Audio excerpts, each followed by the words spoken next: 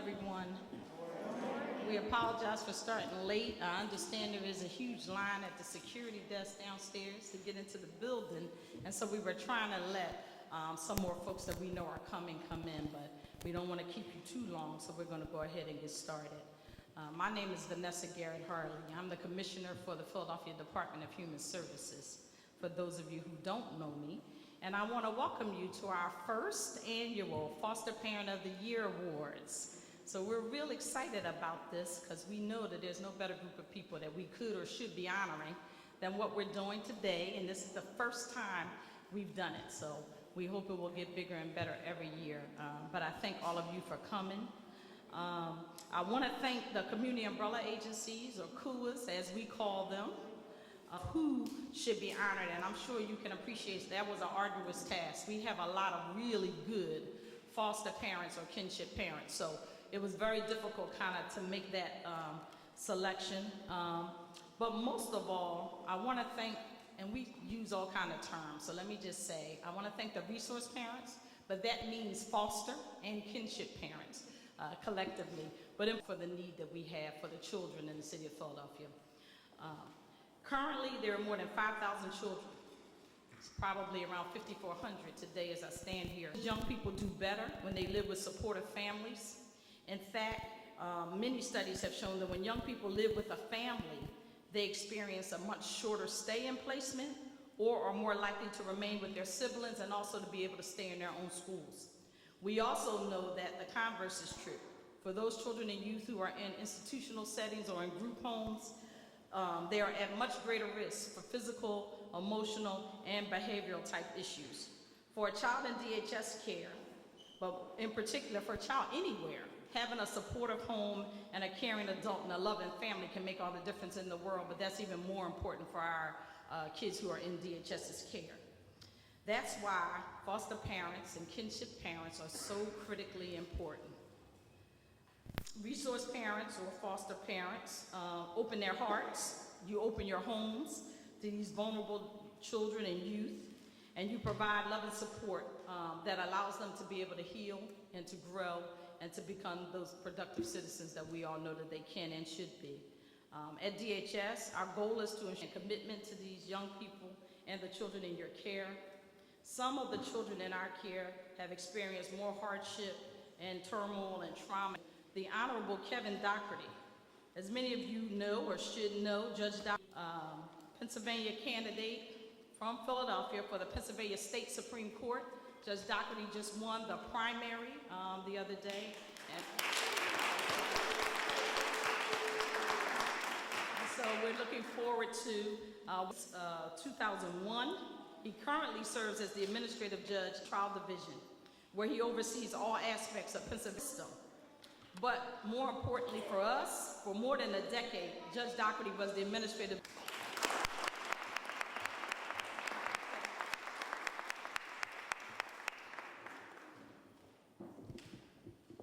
Philadelphia is lucky to have a commissioner like Vanessa Garrett Harley at its helm. I guess first of all, congratulations to the parents and congratulations to everyone, including our system, for this being the National Foster Care Month.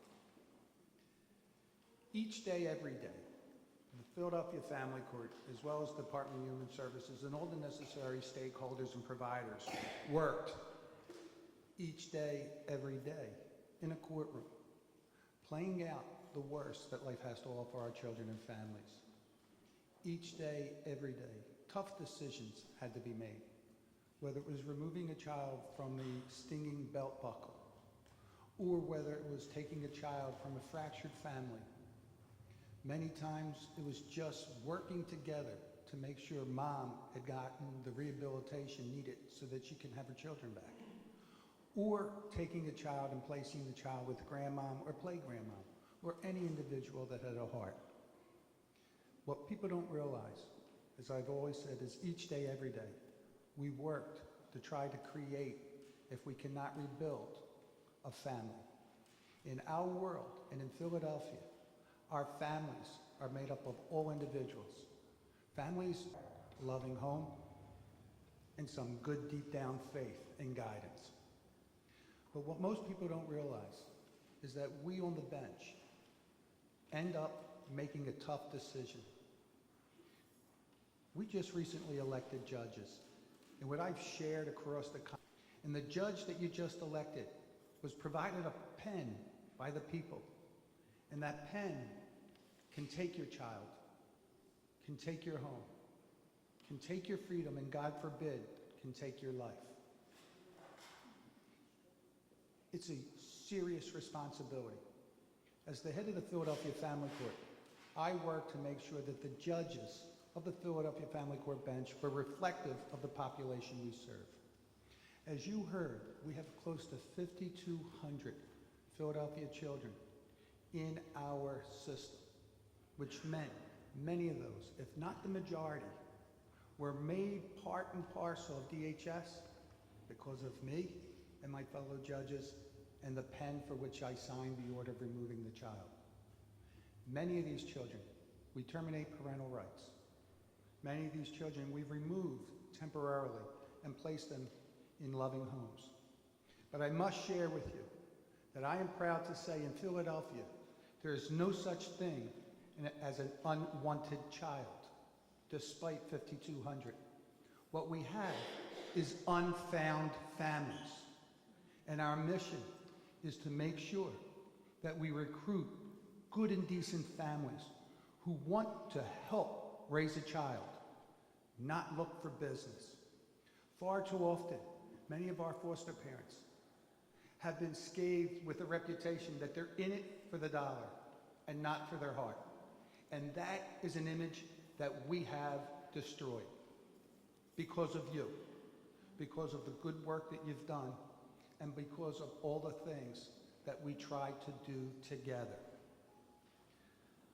I'm only as good on the bench as you are on the street. As foster parents, you're not only asked to provide the basic needs of our child, but you're also requested to sit alongside them as they heal from the damages that they didn't request or deserve. Their time may be temporary in your lives, but not the memories that you created, the lessons you've taught them, nor the love or affection they haven't felt in a long time. That is an important mission that we need to continue.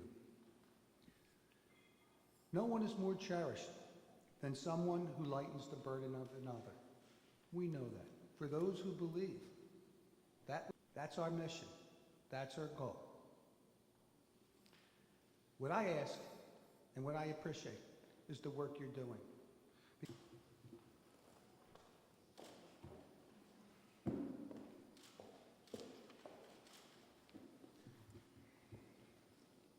Okay, all right. Before I do my speech, byproduct of the foster care system. I've graduated from Mill Hershey School, which is a boarding school in Hershey, PA. I've graduated from Temple University in 2012. I am the site manager for Open Wire Cricket, which is basically a franchise of Cricket Wireless. I have 4 stores under me. I am not a drug dealer. I'm not a drug user. I'm not dead, as you can see. I'm not in jail, as you can see. I really don't even have a big mama. I work hard all my life to be an outstanding citizen, and that's in large part of my wonderful foster parent. I've been in the foster care system since I was 12 years old. I've been to children's shelters, 6 foster homes, and like I said, a boarding school, Mill Hershey School. I've been into some foster homes that didn't care about the child and only cared about the money. I've been in some foster homes that only care about themselves. I've been in foster homes where foster moms took money from me, and I never saw a penny of it. I've been in some foster homes where me and my little brother would get physically abused. I thought all foster parents were bad, I'm not gonna lie. When I first met my last foster mom, she changed my idea of foster parents. The most important thing about being a foster parent is to know that you have to treat your foster kids like your own. You need to show about their needs and not just your own. You need to show them that you love them unconditionally. Unconditionally, yeah, I said that right. My last foster mom showed me all these things.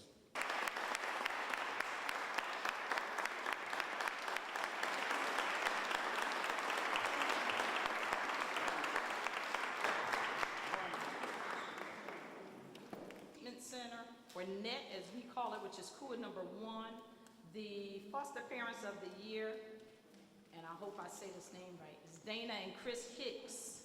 Mr. and Mrs. Hicks. We coming up. Mr. and Mrs. Hicks have more than 25 years as foster parents and have made it clear that they consider the children who come to live with them to be full members of their family and do not call them foster kids, as they put it. They are our children and their children are our grandchildren. The Hicks can be counted on to care for higher needs children with medical issues and a number of other problems. They never miss an appointment. They provide support, care, and ample love, and for that we really appreciate them. I present to you today this certificate stating that you are a foster parent of the year. It says, for answering the call of our most vulnerable children, for helping to right the wrongs, for being a shoulder to cry on, and most importantly, for providing Philadelphia's foster children with the love, compassion, and respect they deserve. You make a difference in the lives of children and youth. And this is just a small token. Y'all know we don't have a whole lot of money, but it's a $100 gift card as well.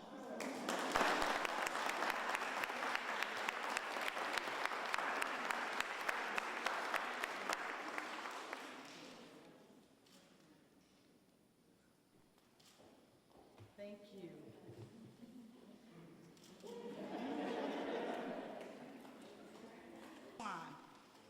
Swain, I'm sorry. Is Sherry here? Now, we were expecting her. You know what? I'm going to hold it for a minute just in case she's coming in. And we'll come back around. But Ms. Swain has been nothing but a blessing to APM and deserves to be recognized for her hard work and dedication to the children in her care. Not only is she always open to help when it comes to placements and respites, but she shows the children in her care an abundance of love, compassion, and understanding, and is always considered a good. Turning points for children, the foster parent of the year is Deborah McHenry.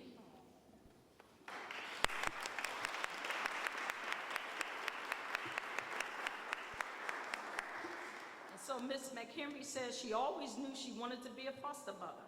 In describing her home, she says it may not have been much, but what it does have is a lot to love. And according to the CUA workers who work with her, when you walk into their home, you can actually feel the love. And each of the children greet you with a funny or loving story about their mom. She's not only an exceptional foster parent, but she has truly demonstrated a true love and commitment by adopting 4 of the children who have been in her care. So she's an adoptive parent as well as a foster parent. And to Ms. McHenry, we say congratulations.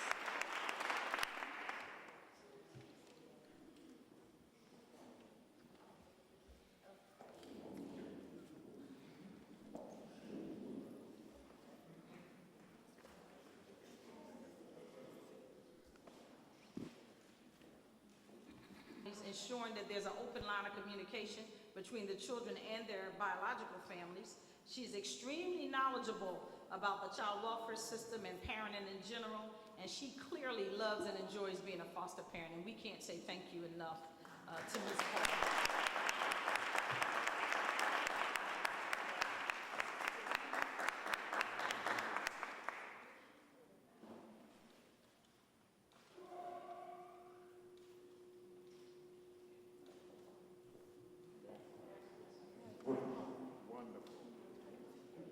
For CUA number 5 is Wordsworth, and the foster parent of the year is Ruthie Bennett.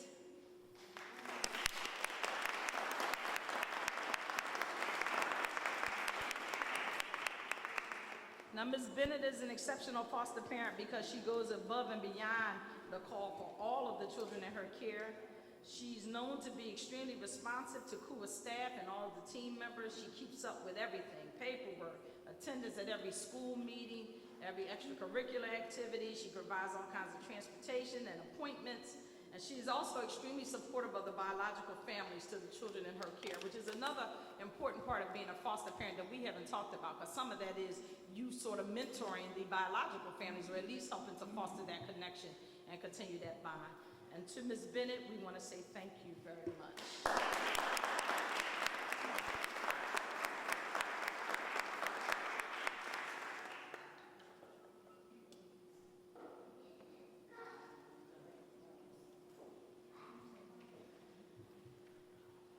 Crew number 6 is, and the foster parent of the year for crew number 6 is Laverne Lunsford.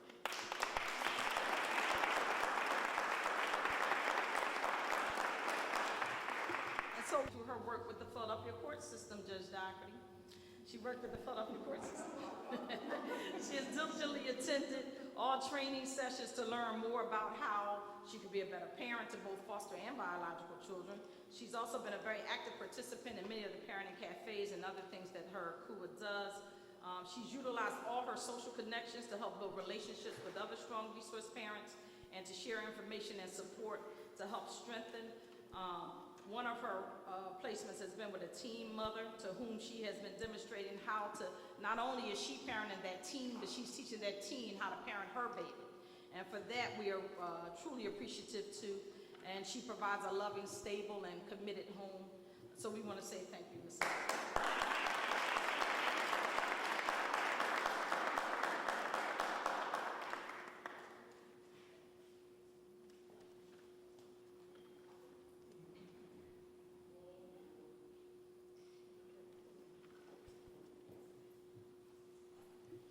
For crew number 7, which is also Northeast Treatment Center NET.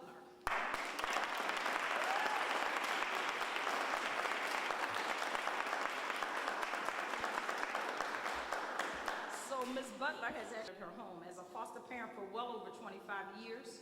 She has opened her doors to more than 60 children. Many of her homes still refer to her as mom. Ms. Butler has mastered her own strength-based approach by seeking out programs and activities that nurture each child's individuality and independence. Amongst the staff at NET, she's highly praised because she continuously goes above and beyond what is required. To simply refer to her as a foster parent, they said, is a gross understatement. She is a mother, a teacher, a supporter, a counselor, and a cheerleader for many. It is clear that being a foster parent is her calling. And to Ms. Butler, we're going to say thank you.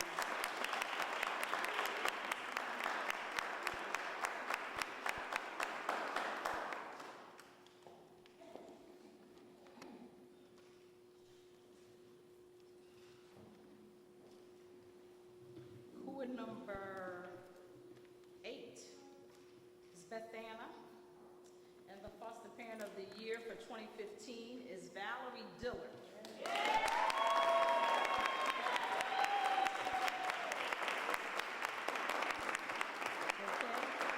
Ms. Dillard is recognized for her parental instincts, the care that she gives these children, her superb and mature judgment, her moral character, and her financial sense. She treats all of the youth and children in her home as one of her own, and she seeks to make sure they feel that they're a valued part of the family.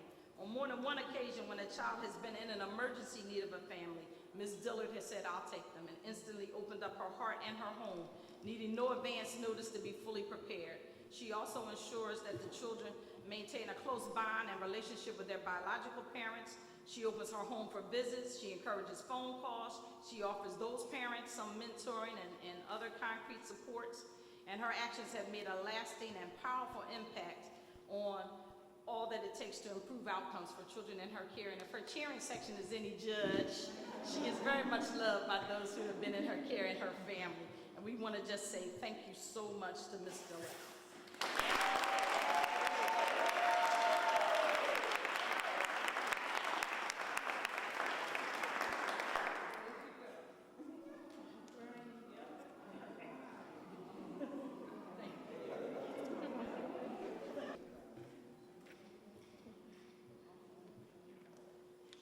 Okay, for Turning Points for Children, which is crew number 9, the foster parent of the year for 2015 is Rashida Peppers.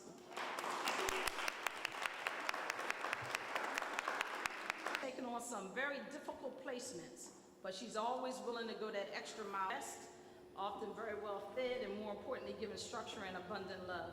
She communicates effectively with staff, and the biological family. She keeps everyone up to date on the children's progress. She is loving, she's very gentle, and supportive with the children in her care. And so we want to say thank you to Ms. Peppers.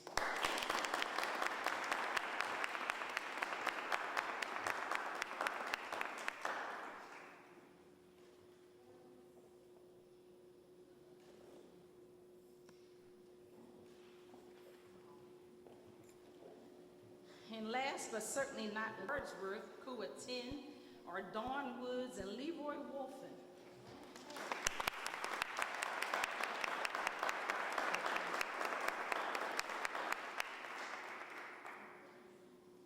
So Ms. Woods and Mr. Wolfen have worked with Wordsworth and were initially caring for two brothers from a family of 4 children. However, they quickly moved to have the whole family consolidated when the home that the other 2 sisters was in was disrupted.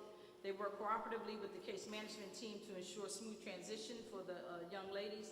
They participated in medical training to be better able to care for one of the children who had severe diabetes. They developed a good relationship with the biological family. They are affectionately known as Sunshine and Pop-Pop. Mr. Woods and Mrs. Wolfen have shown exceptional commitment, dedication, and nurturing to the children in their care. You're going to accept on their behalf.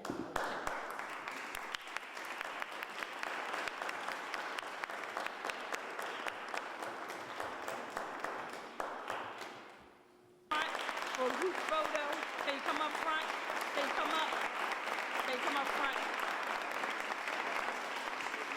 Come on up. The honorees, we just asking you to come up because they want to do a group photo of you. If you can come on up front again. And we want to say thank you so much. We just want to say thank you so much. She can't leave that one. So again, thank you all for coming. We appreciate you. And we certainly